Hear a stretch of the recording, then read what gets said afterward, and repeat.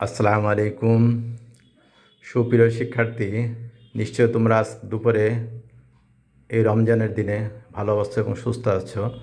তো আমরা পদার্থবিজ্ঞান দ্বিতীয় পত্রের চতুর্থ অধ্যায়ে আমরা কিছু সৃজনশীল নিয়ে আলোচনা করছিলাম।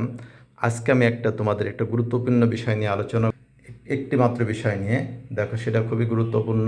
তো একটা হিস্টেরেসিস বা আইএইচ লুপ।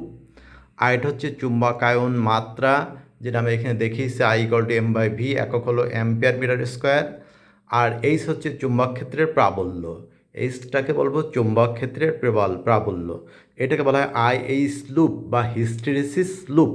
সেটা কি জিনিস? সেটা হলো যে একটা ফেরত চুম্বক পদার্থ, যেমন লোহা, নিকেল, কোবাল্ট, এইগুলো পদার্থকে আমি চুম্বকায়িত করব, তাই না? তো চুম্বকায়িত করতে গেলে আমি কী করব? চুম্বক ক্ষেত্র প্রাবল্য প্রয়োগ করব, অর্থাৎ এইচ প্রয়োগ করব, তাই না? এই ফেরত চুম্বক পদার্থ থেকে আমি যখন চুম্বক প্রাবল্য প্রয়োগ করব, তার চুম্বকায়ন মাত্রাও বাড়বে, আয়টাও বৃদ্ধি পাবে, চুম্বকায়ন মাত্রাও বৃদ্ধি পাবে। যত বেশি আমি চুম্বকক্ষেত্র প্রাবল্য প্রয়োগ করব, তার চুম্বকায়ন মাত্রাও বাড়তে থাকবে। কী হারে বাড়বে সেটা আমরা দেখেছি। দেখো, ও এ বি পথে যাবে, অর্থাৎ চুম্বকায়ন মাত্রা বাড়তে বাড়তে বাড়তে বাড়তে বাড়তে একেবারে বিতে পৌঁছায় গেল।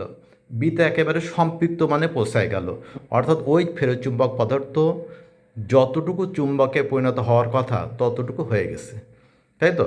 এই বিভিন্ন দেখো, তখন চুম্বক এই প্রাবল্য হচ্ছে এইটুকু আর চুম্বকের মাত্রা হচ্ছে এইটুকু, তাই না? এখন বিতে সম্পৃক্ত মানে পৌঁছায় গেছে। তো এইবার আমি কি করব? ওই ফেরত চুম্বক পদার্থটাকে তার চুম্বকায়িত আমরা বিচুম্বকায়িত করব, অর্থাৎ চুম্বকত্ব নষ্ট করব। তো এইটা করার জন্য আমি বিপরীত দিকে চুম্বক ক্ষেত্র প্রাবল্য প্রয়োগ করব। বিপরীত দিকে চুম্বক ক্ষেত্র প্রাবল্য প্রয়োগ করব। ঠিক একই হারে নিশ্চয়ই চুম্বকায়ন মাত্রাও কমে আসার কথা। এই যে আয় হচ্ছে চুম্বকায়ন মাত্রা, আমি আয় দেখিস, এই যে, তাহলে আয়ের মানটাও ঠিক একই হারে কমে আসার কথা, অর্থাৎ বি এ ও পথে ফিরে আসার কথা, তা কিন্তু আসে না। হ্যাঁ, তাহলে আমরা, অর্থাৎ যে হারে প্রাবল্য প্রয়োগ করলে চুম্বকন মাত্রা বাড়ে, ঠিক একই হারে যদি আমি প্রাবল্য কমাই, ঠিক একই হারে চুম্বকন মাত্রা কিন্তু কমে না। এই জন্য অর্থাৎ দেখো, আমি যখন এই সময় কমাতে কমাতে যখন জিরোতে নিয়ে আসলাম, তখন আয়ের মানও কিন্তু থেকে গেছে, এইটুকু OC পরিমাণ থেকে গেছে। এখনও কিন্তু আয় জিরো হয়নি, এইচ কিন্তু জিরো, কিন্তু দেখো এই সি বিন্দুতে H0 কিন্তু আয়ের মান থেকে গেছে OC পরিমাণ। এখন এতটুকু নষ্ট করতে গেলে, অর্থাৎ এতটুকু চুম্বকের মাত্রা নষ্ট করতে গেলে আমার বিপরীত দিকে আবার এইচের মান বাড়াতে হবে, তাই না? তো করলে করে এক অবস্থায় এই জায়গায় এসে, এই জায়গাটা এসে আমরা বলবো কি, তখন এইচের মান শূন্য হয়ে যাবে, অর্থাৎ আয়ের মান শূন্য হয়ে যাবে, তাই না? এই অবস্থায় ওই চুম্বকত্ব সম্পূর্ণ নষ্ট হয়ে যাবে। অর্থাৎ এখান থেকে আমরা বলতে পারি কি, যে কোনো ফেরত চুম্বক পদার্থকে চুম্বকে পরিণত করতে যে শক্তি ব্যয় হয় বা যে পরিমাণ প্রাবল্য প্রয়োজন হয়, ওই চুম্বক পদার্থটাকে বিচুম্বকায়িত করতে, অর্থাৎ তার চুম্বকত্ব নষ্ট করতে গেলে তার থেকে বেশি শক্তির প্রয়োজন হয়। কেন প্রয়োজন হয়? ওই চুম্বক পদার্থটা বিচুম্বকায়িত হতে বা তার চুম্বকত্ব নষ্ট করতে কিছুটা অনীহা প্রকাশ করে, শৈথল্য প্রদর্শন করে। হিস্টেরিসিস মানে শৈথল্য প্রদর্শন করে, অনীহা প্রকাশ করে, এইটাকে বলা হয় হিস্টেরিসিস। আর এইটাকে আমরা বলছি আইএইচ লুপ, অর্থাৎ আই হচ্ছে চুম্বকন মাত্রা আর এইচ হচ্ছে প্রাবল্য। তা কীভাবে এইচ প্রথমে কিন্তু আমরা তাকে এইচের মান বৃদ্ধি করেছি, প্রথমে কিন্তু আগে আয় না, প্রথমে কিন্তু এইচ, অর্থাৎ আগে ফেরত চুম্বক পদার্থের প্রাবল্য বাড়ালেই কিন্তু চুম্বকের মাত্রা বাড়বে, এর আগে কিন্তু বাড়বে না, তাই না? ওই জন্য আমরা কিন্তু শুরু করেছি জিরোর থেকে। দেখো, প্রাবল্য যত আমি বাড়াইছি, আয়ের মান কিন্তু বাড়ছে, বাড়তে বাড়তে ও এ বি পথে চলে গেছে, তাই না? তাহলে আগে প্রথমে হচ্ছে এইচ, তারপর হলো চুম্বকায়ন মাত্রা আয়। তো এটাকে আমরা বলছি আইএইচ লুপ বা হিস্টেরিসিস লুপ। এটা কিন্তু খুবই গুরুত্বপূর্ণ একটা বিষয়, এটা তোমরা একটু ভালো করে দেখবে বাসায়। তো আমরা এই অধ্যায়টা প্রায় শেষ করেছি। গত ক্লাসেও আমি অনেকগুলো বিষয় নিয়ে আলোচনা করেছিলাম। তো আজকে তোমাদের আমরা এই সূত্রগুলো দেখিয়েছিলাম, তোমাদের দেখো মনে আছে কি না। আজ আমি তোমাদের একটি সৃজনশীল দিয়ে দেবো এই অধ্যায়ের। এই সৃজনশীলটা তোমরা অবশ্যই বাসায় করতে হবে, করে তোমরা খাতায় সেটা সুন্দর করে করে ছবি উঠায়ে তোমাদের এই গ্রুপে আমাকে পাঠিয়ে দেবে আগামী রবিবারের ভিতরে।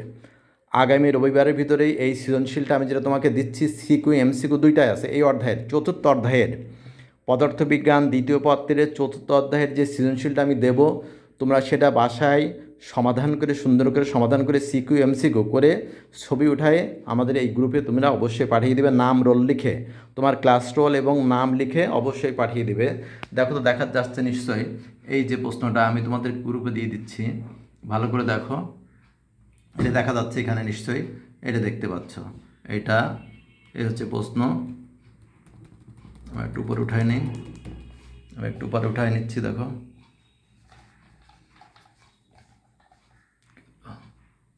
এই যে আমি একটু উপরে উঠে নিলাম, আবার একটু দেখতে যাতে সুবিধা হয়। এই যে ভালো করে দেখে নাও তোমরা, নিশ্চয় দেখতে পাচ্ছ তোমরা, এটা সেম সিকিউ আছে আর উপরে আছে সিকিউ। ভালো করে দেখে নাও। এইটা তোমরা সমাধান করে আগামী রবিবারের ভিতরে অবশ্যই আমাকে পাঠিয়ে দেবে। আগামী রবিবারের ভিতরে তোমরা অবশ্যই খাতায় লিখে সুন্দর করে ছবি উঠে নাম রোল সহ আমাকে পাঠিয়ে দিতে হবে। অবশ্যই এটা কিন্তু দেবে, এটা খুবই গুরুত্বপূর্ণ বিষয় কিন্তু। এই যে নিশ্চয়ই বুঝতে পারছো।